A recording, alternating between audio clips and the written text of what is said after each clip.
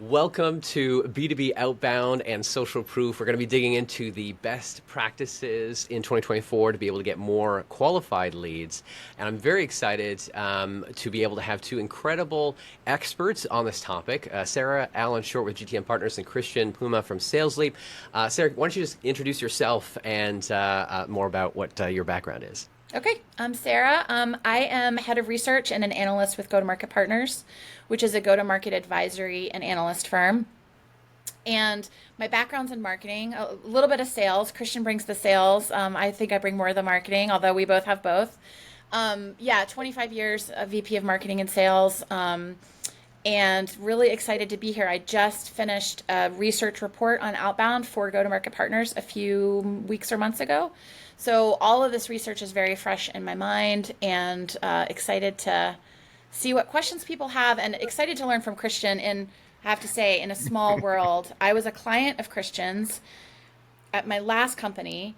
And so when Alex put this panel together, we were like, hey, we know each other. So, and the only reason I'm not a client of Christian's at my current company is we're too small. So, big fan, and I love a small B2B world. I'm sure there's some overlap there, Sarah, but yeah, I was very delighted. Moving in from the corporate to now supporting others with all of your learnings on go-to-market and Yep. marketing. And Yep. so very excited to be here with Sarah and Alexander. I'm Christian Puma. I'm the CEO and co-founder of SalesLeap. We are a B2B sales and marketing agency that specializes in outbound. I essentially built the agency that I wished I had as a past head of sales in Silicon Valley, scaling venture digital health from 100K ARR to 30 million ARR, raising around 110 million in venture, realizing how complex and challenging the outbound model is. So we built an agency to support others in doing that. So my background's as a sales leader, focus on outbound and sales development teams, and just really excited to be here with Sarah and Alexander to support you guys today with more insights. Awesome. This is going to be a great conversation, and I'm excited to have these incredible experts on. I'm with TerraLeap, and we're focused on B2B video testimonials. It's like the assets, but you have to have a plan on where you're going to use it. And that's what I'm excited about to talk about the implementation and where social proof is best leveraged in this outbound motion. Excited to have, hey, Harvard, good to have you on the live stream today. And for those that are joining, we're Harvard gonna is a jump. GTM ambassador. So, hi, Harvard. Yeah. Excited to dig into this conversation. Let's just start off with the first part of looking at, okay, best practices, and it's always evolving, right? And what's working in the past doesn't necessarily work today. And let's dig into the challenges and opportunities. What are you seeing are the most common challenges sales teams are facing when they're trying to implement outbound tactics, and how can they overcome this? Sarah, if you want to start in on your approach and how you answer that. I mean, I think there's a few challenges. I think traditional outbound tactics with traditional sales teams is not working as well as it used to. And so the biggest challenge is just we talk to companies every day that are saying, I am doing exactly the same thing I did last year, and I'm not getting the pipeline from it. We're using the same emails, we're using the same sales reps, we're using the same technology, which of course you can't do everything the same year after year, but the point is they're just kind of stumped. I mean, I think it's just the results, and the results, I would say, is one. I would say another is the tech stack. I think, no offense to the salespeople on the call or watching, salespeople are hard to teach to use new tools and tricks. And if you're trying to get your salespeople to log into 5 different systems, if you're trying to get them to use 5 different systems to do good outbound, is not going to work. But I'm interested, Christian, because you're much, much closer to the day-to-day outbound. What do you see? What you What are you think? seeing, Christian, with these challenges? Yeah. Well, I think you nailed a really important component. It's adaptation. You mentioned we can't be doing things like we were last year. And when it comes to adaptation, I think one of the main challenges we face is a lack of leadership, accountability, and support. Succeeding in outbound today requires constant attention to detail and also adaptation, as Sarah was mentioning. And I think left to their own device, sales teams will default to old habits and the resources they have. And that's just not good enough. And so there's multiple factors here. I want you to think cross-functionally on how you're supporting your outbound team. This involves strategy, tools, marketing operation, revenue operation, and coaching. So like, have you provided a strategy to your team? Do they know where they're going to iterate and the motions they have? Do they have standard operating procedures around them? Does your team have sales sequences and motions to target businesses? Are they prepped day in, day out to turn cold conversations into warm conversations? Meaning, are you role playing in the morning? Are you warming up your team? Do you even have a coaching infrastructure? How's marketing set up for success? Do you have rev ops involved, creating lists for your team? If you're not doing those things, then you're significantly underperforming. And so for a solution to that, I recommend a management cadence with both your sales reps and cross-functional teams. So weekly sales team one-on-ones. I have all mine on Monday. Start of the week sprints, so Monday, Friday morning sprints. At least one weekly sales coaching with your sales team. And then a cross-function meeting without your SDRs, but with your marketing folks and rev op folks. Like that infrastructure is what it takes to scale a high-growth B2B outbound operation. And we're not seeing it frequently out there. Yeah. It's so interesting, Christian, and I think that your perspective and my perspective are so complementary. The way that we look at go-to-market is that go-to-market is a unified function across sales, marketing, product, and customer success. And as I hear you saying that, I think all of those things are so important. And then I think from the marketing lens, what the marketing folks are thinking about is messaging, list targeting, things like that. And you need both of those pieces, right? You need both of those pieces. And you need sales and marketing. It's so funny because I'm like a bossy person. I've always like thought outbound was a marketing function because I just always took it as an outbound, as a marketing leader. I just always took it. And actually, when I worked with Christian's team, I was a marketing leader who was, helping them build up, they were helping me rather build up this SDR, BDR function as a marketing leader. And when I came to go to market partners and they, I started talking to all these sales leaders that were like, sales is an outbound is a sales function. Marketing has nothing to do with it. And I'm like, no, outbound is a marketing function. Sales just sends what I tell them to send. They just deal with the leads once they come in. And the truth is that it's going to work best when you have the teams working together. What you we have a few folks reflected there, that though, are just chiming in real quick, though, yeah. like whether you're a sales leader, a CRO, a CMO, as Sarah was when we worked, it was leadership. There was someone taking accountability to the success of the team. And even myself as a CEO, I'm digging into lists, I'm digging into databases, and I'm finding gaps that my rev ops folks and marketing folks are missing just because at the end of the day, I take that accountability as Sarah did. So who on your team is accountable to the outcome and digging into all the nuances to make sure you're successful? Yep. I'm seeing comments here on the live stream.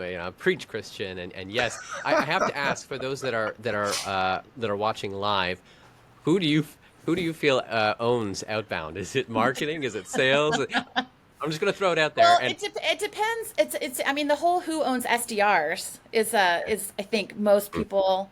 That's a conversation we can have. But but who owns Outbound? I think of Outbound as a higher level concept than just SDRs. The big thing I'm seeing here is it won't work. Outbound won't work if it's a siloed effort that one portion of the organization is, well, I'm just going to try Outbound over here. If it's just marketing or it's just sales, it has to be a whole company motion. All right, let's move forward here. I'm curious on opportunities then. What are you seeing as opportunities in Outbound this year for where companies can innovate and improve in Outbound efforts?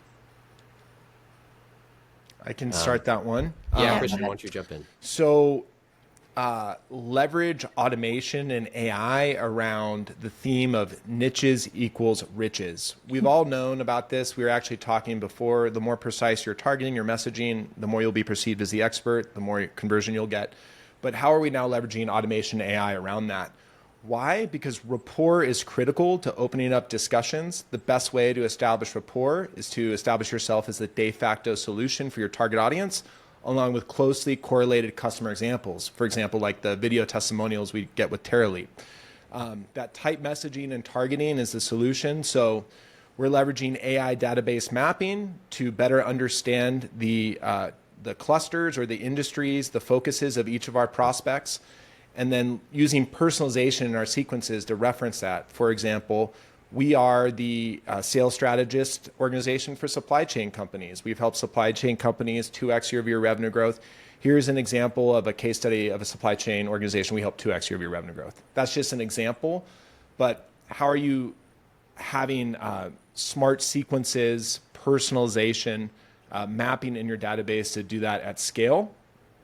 And then I'd say that's one. So leveraging automation AI around niches equals riches, and then just going back to the basics of something not many companies are doing: quarterly, monthly, segmented marketing campaigns with sales development outreach. So simple, but you'd be shocked how many companies are not running segmented campaigns to their MQLs, to their SQLs, to the ops. This is stuff has been around for 20 years, but you actually have to do it to benefit. And when you leverage sales development outbound against those, for example, some of you attendees on this webinar may get outreach from our team. That's when you actually will really hit it out of the park. Yeah, when everything's integrated all together. Sarah, what are your thoughts on opportunities then you're seeing this year? Completely agree on the personalization. I mean, it strikes me that when you send someone an email saying we're the number one, agency for supply chain to a supply chain person, it's going to be so much more meaningful to them and relevant to them. Yeah. It also gets a little bit to the social proof, which I know we're going to talk about. But the other thing I think about, I agree with everything Christian said. The other thing I think about is really thinking about where outbound fits in your full funnel. I think a lot of people are sleeping on outbound for retention and expansion. And when it's going to be an easier motion because the people already know you. But I think what happens is that retention and expansion lives with account managers and customer success. And they are not necessarily thinking about marketing and sales motions in the same way. How do we leverage event-led growth, outbound-led growth, inbound-led growth, partner-led growth to expand and renew? That's like marketing and sales is thinking about that stuff, not necessarily the people that are focused on that. And I think when you think about leveraging an outbound approach to take a client that has purchased product or service A with you, and you know that they are a good option for product or service B, you need to get them as soon as, we talked about this a little bit this morning, even with the social proof, you need to get them during the onboarding process, seeing what other customers have gotten from your product so that they know what to look for and they know when to be expecting it and they know how to use it. And then as soon as they're up for either renewal or expansion, you need to be having them in a very thoughtful cadence that is value-based. It's not just sales messaging. You're offering them multiple different kinds of value to get that renewal, or rather that upsell or cross-sell deal. I think we really sleep on outbound as if you have, 120% NRR, you can double your business in 5 years without signing a single new client. And as an analyst, people come to me all the time and they're talking about, how do I get new logos, new logos, new logos, new logos? And you can use your entire SDR machine, your outbound machine, as a upsell machine as well. Purpose. I like that, and Sarah, I think sometimes I have been limited by the traditional B2B SaaS sales model of sales development, sales and success owning upsells. Yep. And I think within that, even our own upsell and retention is not where it could be had we be leveraging SDRs against that. So I think that's a good, from that research perspective, are you seeing more companies now leverage their net new outbound teams against upsell and retention? No, I'm not, but I think I should be. I want to be. I think they should be doing it. Yeah, I think there's an opportunity. It's an area of opportunity. Yep. Okay. So, kind of moving our conversation forward a little bit more on, let's talk about if you're looking at more net new outbound tactics. What traditional tactics have you seen that maybe been around for a while but have evolved? What adaptations are you seeing need to be made for current buyer expectations in today's world? Well, one of the things I would love to hear Christian talk about is, we talk to customers all the time that say phone calls are dead, no one answers their phones, millennials don't answer their phones.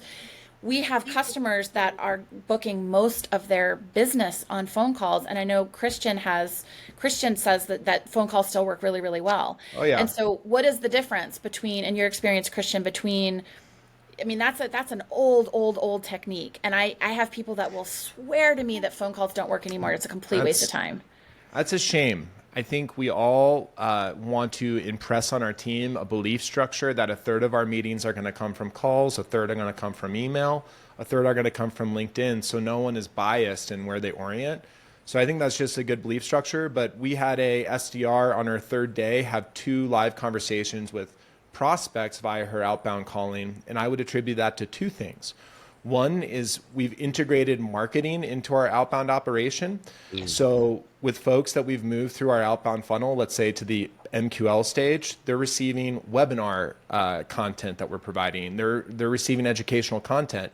When folks open and click on those emails, our SDRs have those optics. That's one of the main secret sauces that we support our members with, is giving them engagement-based dashboards for the SDRs. So when that SDR of 2 days was calling in, she was calling into someone that just visited a landing page, and had confidence in that engagement to express the value proposition of Sales Leap and get into a conversation. So if your sales team is fumbling on outbound calling, what are you doing to make those calls easier? And that actually hits on my key point of how is it evolving today? Now more than ever, marketing and rev ops should be directed at making outbound easier for your team. Everyone on your leadership team that is accountable to revenue growth should be thinking at night or in the meetings, how are we making our sales team's life easier? And with that, it's really an integration between sales and marketing, and outbound should increase ROI across all of our channels. So those would be the main components, I think. And then third is just coaching. So that morning when she had those calls, we did role playing in the morning. I guess of sales leaders on this session, are your sales managers, or are you, if you are the sales manager, doing warm-ups in the morning with your team? Or are they entering calls cold? Well, I don't know if any of you guys are golfers, but you want to warm up your swing before you get on the course. So one of the things I love about Sales Leap's model is that you guys offer these group coaching calls. Do you still do that? Yes, we do.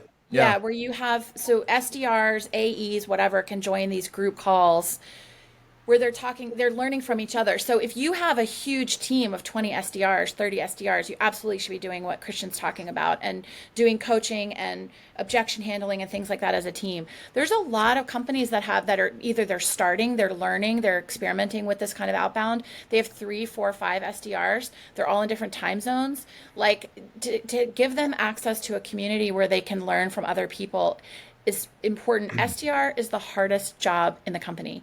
And all the CEOs that are watching this think their job is the hardest job in the company. It is not. The SDR is the hardest job in the company. It is so hard to stay energized, to stay motivated, to juggle what you have to know about the messaging and so that you're not selling something that you don't have, so that you're staying on message, dealing with rejection. It's a hard job. So SDRs, we see you. If you can't get into Sales Leap's calls because you're not a customer of theirs, then find a community where you can learn from other SDRs and how they're doing things. Thank you, Sarah. And that's why we've expanded into live events as well. Actually, Alexander keynoted our live event talking about what we're going to be talking about today, social proof as a key element. So a lot of resources, even if it's just listening to recordings in the morning, we got to warm up before. And so that's a key aspect. And if folks aren't connecting on the phone, that might be why. Do you find that's hard when, I feel like so many sales leaders are like the smile and dial, you have to get 100 calls in, you have to have 100 emails. And so they're not making time for the development part, for the learning, the training. It's like once you ramp for 3 months. And once you ramp, all you're supposed to do is just be a machine all day. Do you find that sales leaders are open to making time for training and collaboration? No, I think most organizations are just completely off when it comes to what it will take to succeed. And it's going to be frequent coaching, frequent one-on-ones. I even have a sales coach. That helps me a sales management coach. And I am, so how are we leveling up? I know that our degree of success is correlated to my degree of growth to a large degree as a CEO. So how are you leveling up to level up your team? And there's a direct correlation with my investment in the sales team to their results. Do you mind that I just told you didn't have the hardest job in your company as CEO, and that actually your SDRs have the hardest job in your company? No, because I started my career as an SDR, and it was the hardest thing I've ever done. And so that's why we created this company, is to help enable it, make it fun again, and allow these folks to succeed. Yeah. So we're intended to serve who we once were. So I agree with you. there's mental challenges and other things that come with this, but Yeah. I'm here for it.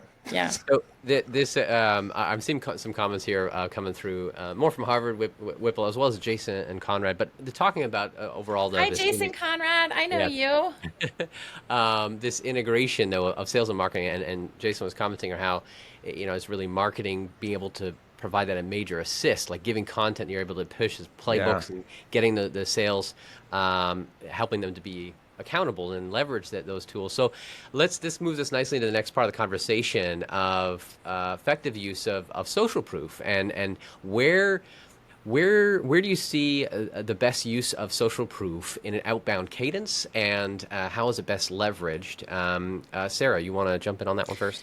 Yeah, I love that Jason was commenting because Jason was a sales leader at a company where I was a marketing leader. And so we were very tightly integrated in terms of at that company, it was really my job to give him all the material he needed because he was out there, he was a sales leader, an enterprise sales leader. And so what happens as an enterprise sales is you have a great meeting and they say, great, I have 10 other people that need to weigh in on this decision and it's going to take 6 months. And so you have to find a way to stay in front of those people. So I would say specifically around this, and so my job was to give him research, bylines, articles, emails, things like that, that weren't just so that weren't just him saying, hey, can we meet? Can we meet? Can we meet? And this was a decade ago, I guess, that we worked together. I think in terms of social proof, I think one of the mistakes that people make with Outbound is they are only asking for meetings. They do a 5 to 7 to 13 email cadence, or it's email, LinkedIn, phone alternating, and all they're ever doing is asking for a meeting. Give me business, give me business, give me business. I think it's really important to include social proof. And by social proof, I would say it can come in a couple different ways. Mentioning, as Christian said, mentioning that you are strong in an industry that they're in. Obviously related to what TerraLeap does. I'm a huge fan of the embedded video in an outbound email that shows a customer in a similar industry or with a similar use case. I think you can use them in email, you can use them in LinkedIn, to send directly to people. I'm a big fan of posting, having the corporate brand post, let's say the supply chain example, a supply chain testimonial, and then the salespeople all come in and tag their prospects in the comments and say, hey, thought this would be of interest to you in the comments of the LinkedIn video, so that you're getting the prospect to look at the social proof video, right? Ooh. And interact maybe even with the person who made it. So I think that there are tons of places, full funnel, to think about the social proof of showing that your customers use your product, the ROI that they got. I think it is absolutely the most valuable. I think social proof of customer testimonials and ROI studies where you can actually have some sort of third-party validated proof of your ROI. I think those are the two most important assets you have as a sales or a marketing leader, period. I feel really strongly about that. There's just nothing better than having someone else in your industry say, hey, I used Alex. He was great. Here's what he did. I got 3x the business. I got 10x the business. There's nothing better than that. I love that. Passion. Christian, what you want to jump in where you guys have seen the most impact and leverage from social proof? Well, 67% of you said one of the main things you're interested in was like cold outreach strategies that get response, and social proof integrated into cold outreach strategies are the way to get a response. By positioning yourself as the expert in that particular industry and providing a strongly correlated example. So the way TerraLeap fell into our lap as a customer, I think Alexander did Outbound to us, but I had a vision of having 12, 18 tiles of video of customer testimonials on our website. I'm a huge believer in social proof. So I think this question is tough because I feel we need social proof across the whole sales funnel. Yeah. It's almost like, how do you breathe without oxygen? So the social proof is fundamental. Chad, our VP of marketing, the first thing he wants to know from a customer we support is what are your assets? What are your social proof bases? So we look at, tracking on our website, and that's one of the first places people go is clicking through all of our testimonials. The case studies are profound. So it's really it's what we hang our coat on at night. It's what we depend on across all stages. So It's on our website for net cold MQLs. It's on every landing page for MQLs that are learning more. SQLs, folks in sales conversations we have an app that we send them that's loaded with testimonials, so they can just click through and watch dozens and dozens and dozens of testimonials. We have our HubSpot review page with only 5-star reviews that we link out folks to.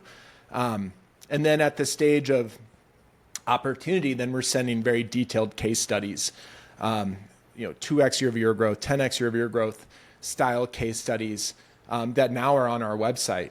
So it's super fundamental, and I feel that we always have to be generating new assets. I think folks want to see those current examples. So basically, continual effort that you're always having to keep fresh and keep that content going. Now, this conversation of marketing, being able to create these powerful assets, and then allowing or giving the sales team these assets so they can properly leverage is so powerful. What are some good tactics to give proper context of knowing here's the best place or time to use this particular video testimonial, here's the right time or place or customer prospect to use this type of case study? Any suggestions on tactics there? Sarah, I'm going to start there and then Christian. Yeah, I mean, I'm a big fan of making things as simple as possible for sales, as simple as possible. And so I actually write scripts. I write what we call lazy copy, which at first I thought was insulting, but then we had a vendor give us lazy copy, and it's great. So you basically give them a series of 3 emails. I mean, this is an enablement thing. So if you have an enablement department, they might be working on this, but I think it often falls to sales. You tell them exactly what you want them to say. You tell them exactly how to use it. So you say, here's a use case or here's a customer testimonial that's great to use at the top of the funnel for people in this industry. Here's the message that you should send with it. Here's how you should share it on LinkedIn. Here's a message that's great for what we call a Wake the Dead campaign. So those customers that are either enterprise or you had a great call with them and then they just disappear and you're like, they were like, send me the paperwork. And then they never, I mean, that happens. It's maddening. So we call that a Wake the Dead campaign. So here's a way to use this video or this testimonial or this case study in a Wake the Dead campaign. And here's the exact language that you use. I give them even LinkedIn copy. I think that the easier you can make it for them, the better. Love that. So powerful. Give it all to them in a nicely wrapped package. Now go deliver and they can execute. Christian, you want to weigh in? We have so many testimonials now that we're like not even using some. And I really love that guidance, Sarah, on like thinking about sequences, like certain use cases for testimonials. Normally we associate it on a correlation. Oh, you're a home care solutions. Let us send you the home care solutions video. So yeah, I think we could definitely do better with that. We've provided the content. We've integrated it into tools that the sales team uses. We also have it in their Vidyard, which is like a loom where they can attach. I love that. Those to any. So they're going out in SDR and sales emails pretty frequently. But I think having more training on, I think we could definitely improve. As you start to amass, let's say, 50, 60 testimonial videos, there is some overwhelm. So I think we can navigate that better. Well, it just occurred to me as we're talking about it and this idea of lazy copy, which has really been transformational in my enablement, not only of salespeople and marketing people, but also of the testimonials themselves. And if you have a testimonial video or case study and you send it back to the person who made it and say, would love for you to share this on LinkedIn and here's some copy that you could use to do it. Like, again, just to change it however you want. I'm not trying to be presumptuous, but I just wanted to get you started. We also did this thing at Go-to-Market Partners last summer where we did this buzz month. So we decided July because July is kind of quiet. And we basically coordinated all of our customers to post. We do ROI studies. So we coordinated them all to post their ROI studies on the same week. And we literally gave them copy. It was not super easy for me to do as the head of GTM at that time. But I literally gave them customized copy and then anybody who had done a webinar with us, that was another week. And anybody who had done a research report with us, that was another week. And so what ended up happening is that it felt like LinkedIn was just like go-to-market partners all the time, all the time, all the time.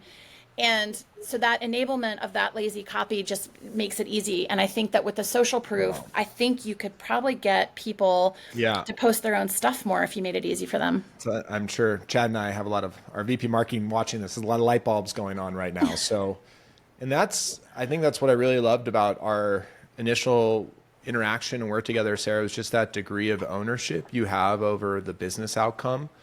And I think that is a rare quality. When we talk to leaders, people that are really thinking 360 on like, how do we enable sales and other components. So I think that type of thoughtfulness and on all those different motions are what we want to see and aspire to as marketing leaders. Yeah. And I Owning that. love your look on organic, how you're really leveraging, posting, having commenting a prospect on a testimonial video or integrating those customers. I said earlier, a third of the meetings come from LinkedIn. Motions like that will really accelerate that. Well, and one of the things that's great about TerraLeap is that they give you the whole package. Like they will give you, I mean, Alex, I'm sure you don't mind if I do this. I hope I don't make this too awkward because I know this is not the point of this, but I've used TerraLeap at a bunch of companies that I've been at and I'm a big fan. The whole thing just turnkey. So they interview your customer, they put together a video, they cut it into social clips, they make a case study out of it if the content is there. They give you everything. So for teams that are small, and it's not as expensive as it should be, frankly. I keep telling him he should raise his prices, but it's just completely turnkey. So you just get handed a package of 15 second social clips and the case study and the long video and the raw video, and you get everything. And then your only job is to figure out how to use it. And that's where we can get fun, Christian, with the techniques and the tools and telling the salespeople, we're going to be launching a supply chain testimonial on Tuesday, and I want you to tag every single supply chain prospect that you have in that post and get the conversation going and get them watching. That's where you can get fun with the tactics when you're not mired down in the work, getting the work done. I love that. The value of social proof in action. Thank you, Sarah, for that. And I love the idea of enabling your customers to be sales team, an extended sales team. So getting them to actually post it and or commenting and entering the conversation, or even being on a live stream and talking about it. For those Whatever works. whatever works. We're gonna keep the conversation going. We had slotted this for 30 minutes, but I'm loving this, and I think there's so much value. So for those that can stick around, please do. What I really want to unpack is really the trends and like where we're headed as well, and technology. For where you guys are looking, and Christian, if you want to start this off, what are some of the trends that you're seeing that are shaping the future of outbound sales, maybe in the next 2-3 years, and where's your mind at? Yeah, absolutely. And I think before we worry about future proofing is really getting back to basics, because most organizations are doing outbound like I did it 20 years ago. So I know a lot of us are thinking about future proofing and those components, but really, like, is your outbound operation audited? Like, have you made it current? I do have a great webinar on that. Proven tactics to boost your B2B outbound sales and pitfalls. And I know Sarah has some webinar research. So for anyone wanting to dig deeper, I'm going to share a link to that webinar.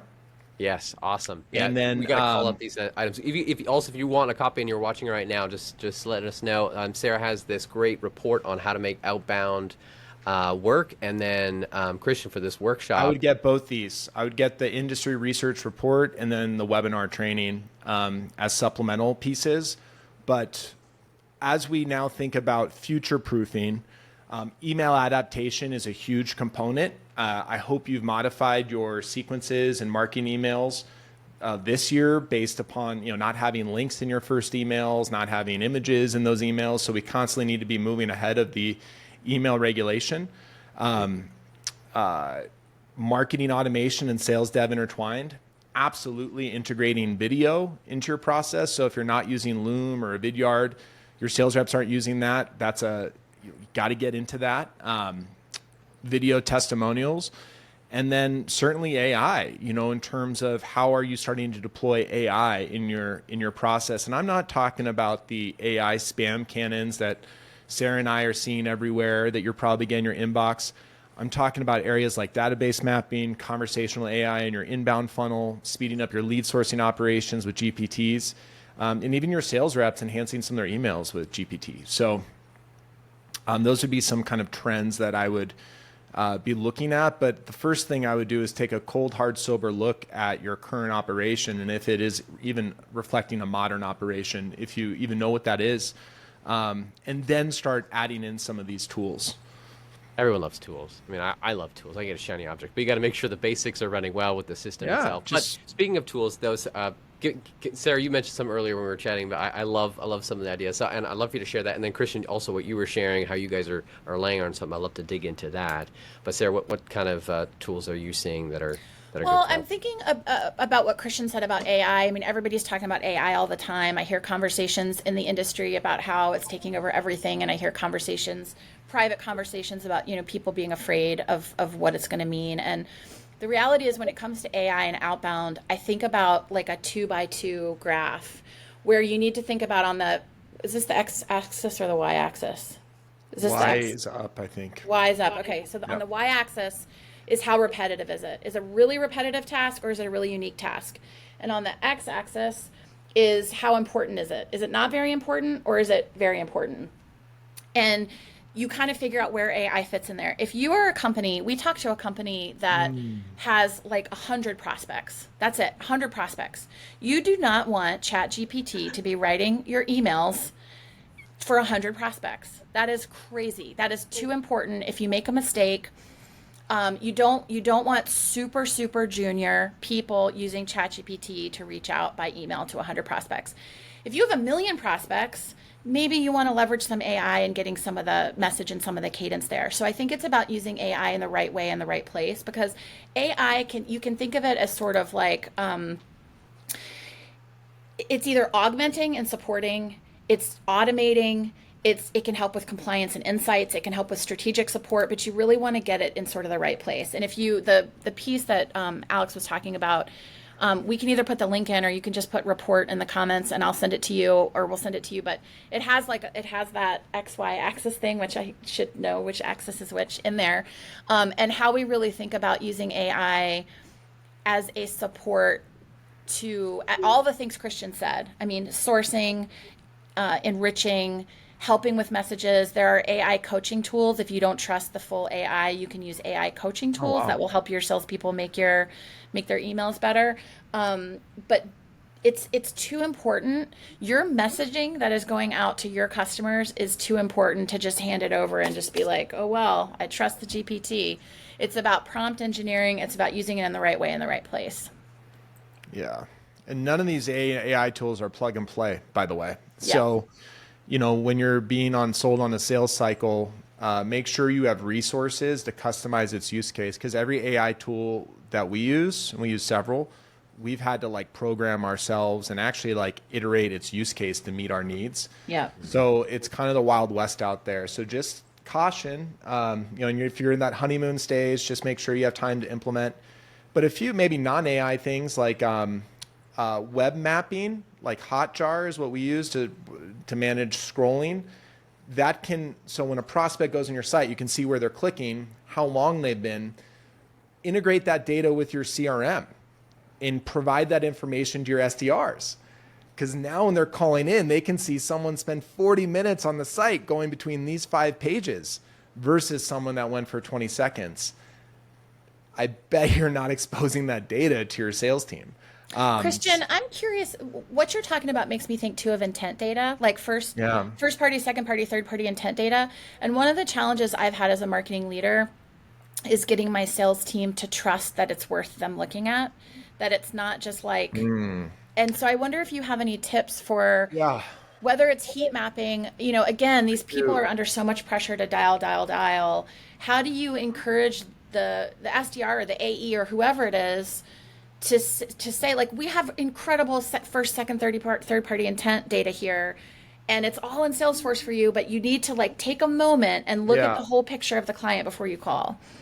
I am much more, our salespeople like our own data a lot more than third-party The data. first party. Mm-hmm. And so we are collecting our own engagement data. Mm-hmm. Our site is pixeled.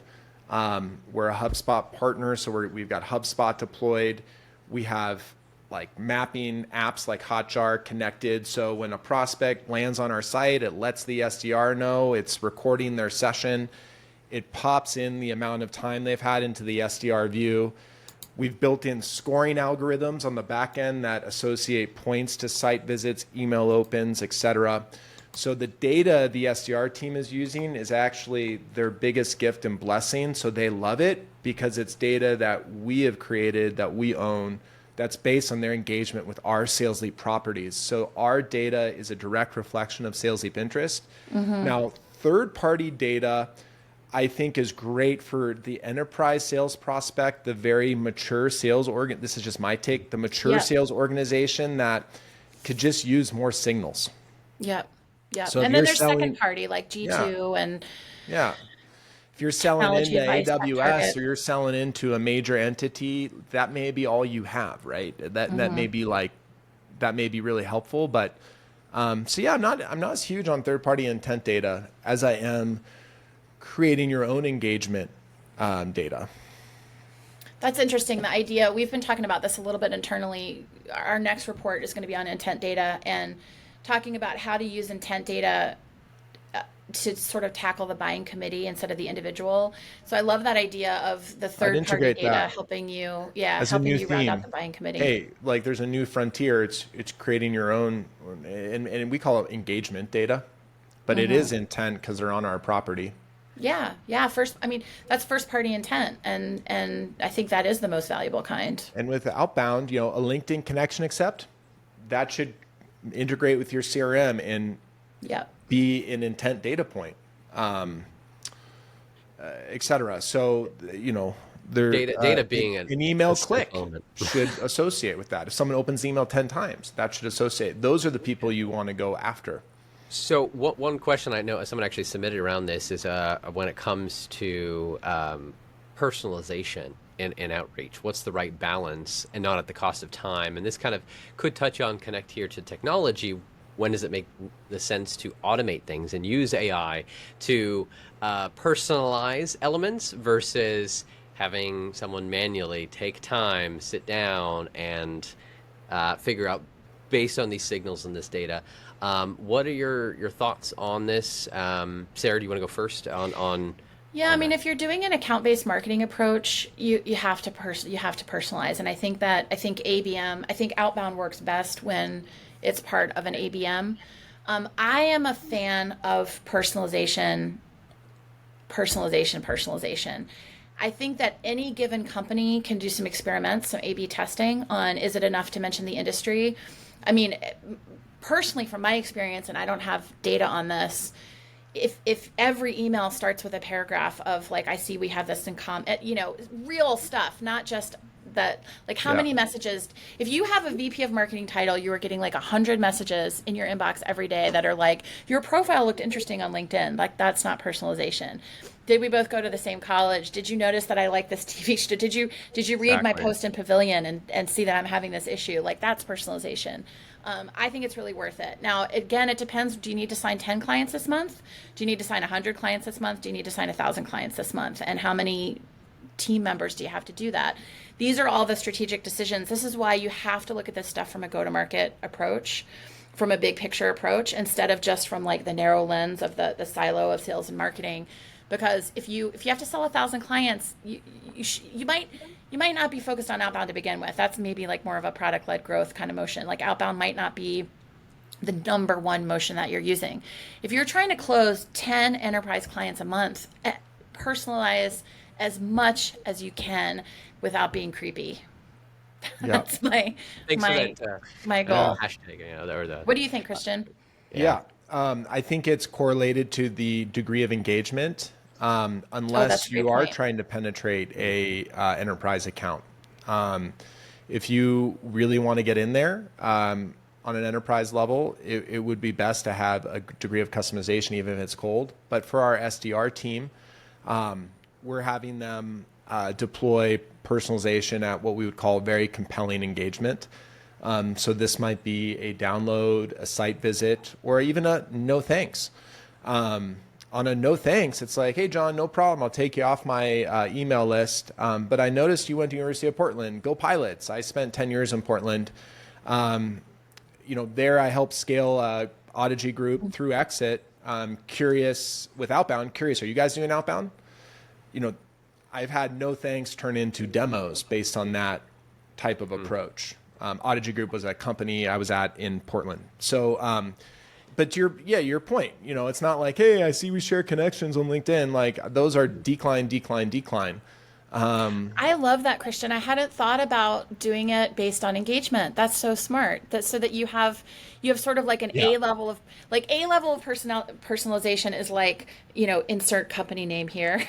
That's something that HubSpot can do for you. And C level is, I see you went to University of Portland and And so you determine the level of personalization based on how engaged they already are, which would really focus your SDRs not wasting time, spending a lot of time wooing the person from Portland who has never shown one iota of interest in your company so far. That's really smart. Vidyards for compelling engagement. Try to challenge the team to send at least 10 videos a day to compelling engagement. And then now with automation and like the AI data mapping we're doing, smart objects, personalization, you can have like B-level customization automated. Yeah, you can. Which is just insane. And that would be like, hey, we're the service provider for the supply chain space. Here's a supply chain customer that looks just like you. So it's pretty nuts what you can do with personalization tokens. Okay, if you so have Christian, good data. Could you build a GPT where, so you have this database of intent social proof, right? You have all these testimonials, and you have a supply chain testimonial, and you have a SaaS testimonial, and you have whatever. Could you build a GPT that customizes the right testimonial to send to the right person based on the industry they're in? You could definitely do that in GPT, but you don't even need to. You could do it directly in HubSpot or Salesforce with smart objects. You just kind of load in. All right, this is our supply chain testimonial. If the cluster is supply chain, pull in this testimonial. That's cool. So you could literally have one sequence customized for 20 industries. And this is the stuff 2 years ago that like we were teaching, not even like 6 months ago, that wasn't possible. Yeah. The issue is that most of your databases don't have correct industry right stuff. Well, and that gets back to that idea of how important is it? And if it would be a horrible mistake if you sent a supply chain email to somebody in B2B tech, in MarTech, then you shouldn't count on only automation and AI to do it. Yeah, no, you have to have really clean data and protocols in place. Yeah. The quality, I always like to say quality of revenue growth is correlated to the quality of the database. Yeah, that's good. Garbage in, garbage out. Garbage in, garbage out. All right, last question here, and then we gotta wrap up here as we're definitely over. But I'm loving this. This is such good content. This one someone submitted, so I am curious, and it may be more for you, Sarah. How do you prove marketing's ROI attribution, especially for long sales cycles? I think in this relation to Outbound. You cannot ask a question like that and be like, as our last little light question, can you solve attribution for me? Can you solve attribution for me? Yeah. Okay. 60 seconds. I mean, you should do a whole nother live on this. We could do attribution for social proof or something. It's so complicated. I think here's what happens is that what marketers are telling their bosses is that they are attributing every touch, and what they're telling me in private and what they're telling each other is that we really only have first touch, last touch, and contribution, not attribution. And so I personally think that when you force this is controversial, but when you force an attribution discussion, you're making marketing and sales fight it out and not be collaborative. And so if I host an event, and at my event, Christian, the salesperson, comes in and closes an enterprise deal, and I'm like, that was my event, and you wouldn't have closed that deal if I didn't host that event for you. And Christian is like, well, if I wasn't there to close it, you wouldn't have closed the enterprise deal. Like, that is just tension that you don't want in your company. And so I think that there's a lot of technologies. I'm not answering the question directly because there's not a great answer. It's usually pretty easy to tell what the first touch was. Yeah, it's usually pretty easy to tell what the last touch was. If you have a billboard in an airport and someone sees a LinkedIn ad ad and then they walk by your billboard and then they come inbound on your website, and whoever's running inbound is like, look at this is an inbound lead, and the person who's running billboards is going to get no credit for it, and the person who's running LinkedIn ads is going to get no credit for it. And anybody says that they solved that problem, please book a briefing with me. I don't believe you. Prove me wrong. I think so I think you have to go at, so what you can do instead is contribution instead of attribution. And you can start to measure if you have a big thought leadership strategy, what percentage of your closed won business saw your ebook? Was there an uptick in deal size? If they saw your ebook, was there a decreased sales cycle? So back to the question about long sales cycle, enterprise sales cycles, what marketing motions can you show are shortening those sales cycles or making bigger deals? Like, can you draw some conclusions from everybody who went to this event didn't, close 3 months faster than the people who didn't go to this event? And that is like, okay, if there's any CROs watching, they're not going to like that because it's not as scientific as they want it to be. But we live in a complicated world, folks, and marketing is an art and a science, and you have to embrace the art and the science. If you go too in on one, you're I like you're that. missing out. Don't get stumbled by trying to A/B test everything. Yeah. Get It out goes there back and to do the it. conversation of this is a whole team effort. Okay, if it's siloed and we're trying to show over here what I'm doing and we're showing over here what I'm doing, you're hurting yourself. You're shooting yourself in the foot. So I like the way you answered there. That was great, and we have plenty of time. Again, for those that want to get the report that Sarah put out on how do you make outbound work, just go ahead and put report in the comments. We'll make sure we get follow up with you. And for this awesome webinar to be able to kind of dig deeper on what Christian is putting out, go ahead and put comment on webinar, and you'll be able to get access to that. And we'll follow up with those Or elements. put But you'll probably report hear and from- webinar, and we'll make sure Get you get both. both. Just get get both. Yes. And if you don't have testimonial videos yet, you can give us a shout, but we can also help you how do you get testimonials in the first place? Even if it's just text, we have a great guide and resource on that, getting the yes. Just drop in more testimonials, and we'll get you access to that guide. Thank you Testimonials again. are so much easier to get than case studies too. So just to throw that out there, but yeah, get testimonials, people. You need them. Absolutely. Get them. Well, thank you again, everyone, and Thank you. we'll see you all later.